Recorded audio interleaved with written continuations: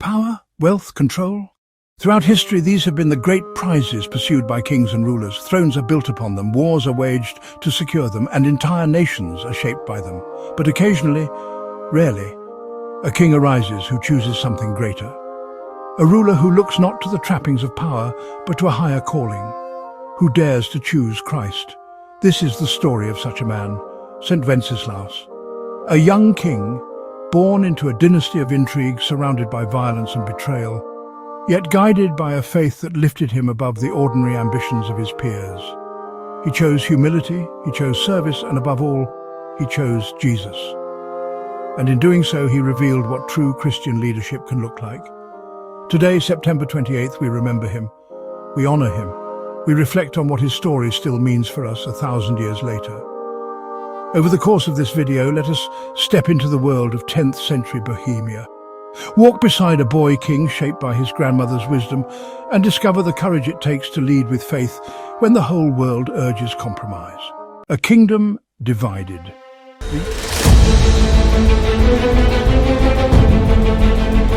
The year is 907 AD.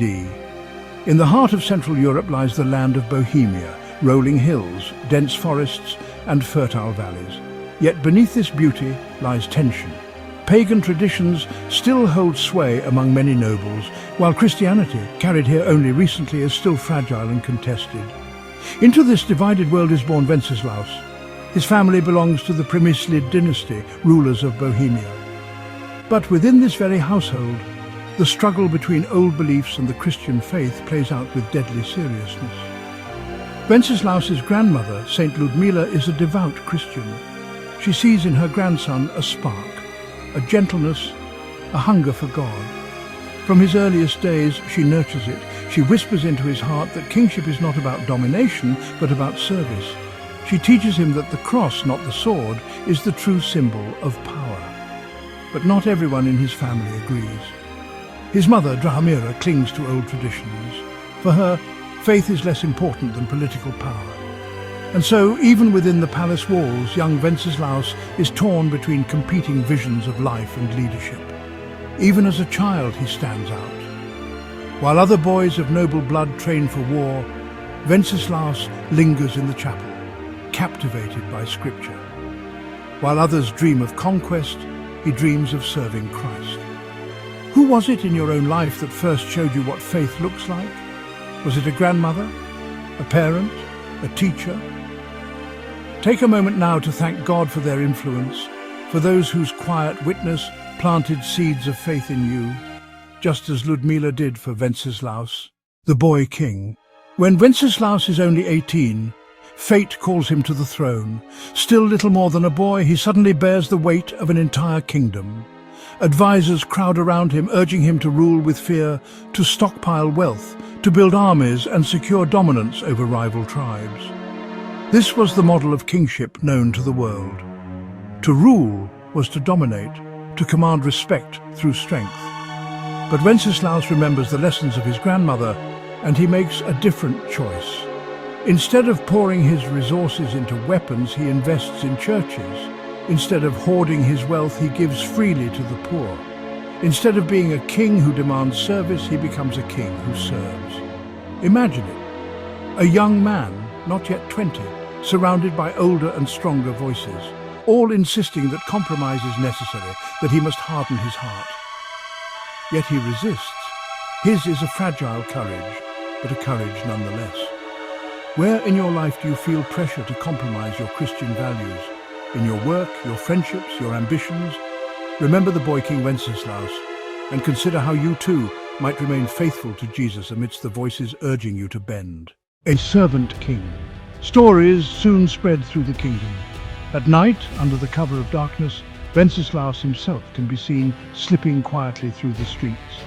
He carries food, he carries firewood, he visits the homes of the poor, leaving behind gifts that help families survive the harsh winters.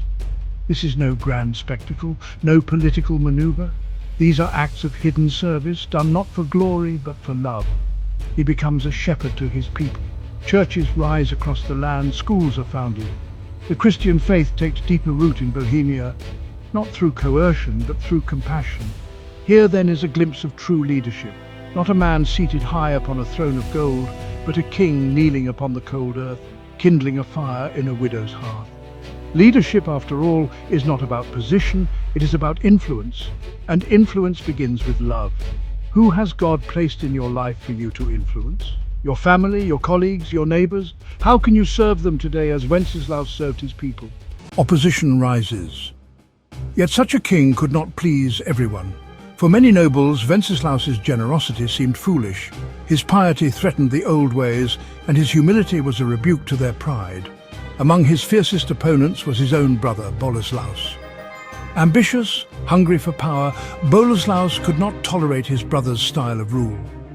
To him, Wenceslaus's faith was weakness, a dangerous softness that undermined the authority of the throne. Still, Wenceslaus would not yield. He refused to abandon his Christian values, even when it set him against his peers and his family, for he knew that leadership without Christ was no leadership at all. Have you ever faced opposition for living out your faith? Perhaps from a colleague who mocked you, or even from loved ones who did not understand? What gave you strength to stand firm? Betrayal and martyrdom. The year is 935 AD. Wenceslaus is 28. His reign, though short, has already transformed his people. But one fateful morning, he rises to attend Mass. As he makes his way to the church, he is ambushed by his brother Boleslaus and a band of conspirators. The betrayal is swift, the violence brutal.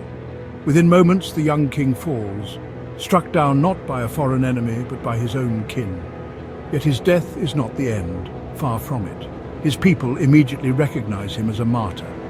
Tales of his piety and courage spread quickly across Christendom. Miracles are reported at his tomb, and soon he is venerated as a saint. The king who chose service over power now reigns in memory as a symbol of Christian leadership for all time. What kind of legacy do you wish to leave behind? Will you be remembered for the power you wielded, or for the love and faith you showed? Legacy of a Christian king. More than a millennium has passed since the death of Wenceslaus, yet his influence endures. He is now the patron saint of the Czech Republic. Churches across Europe bear his name, and every year on September 28th, his life is celebrated as a witness to Christ. Even the beloved Christmas carol, Good King Wenceslaus, echoes his memory, reminding us of the king who braved the winter's night to bring aid to a poor man. But his story is not only about the past, it speaks to us still. True leadership is service. Whether we are parents, teachers, employers, or simply friends, leadership is not about control. It is about love. Faith requires courage. Like Wenceslaus, we may be pressured to compromise, but we are called to stand firm. Putting Jesus first changes everything.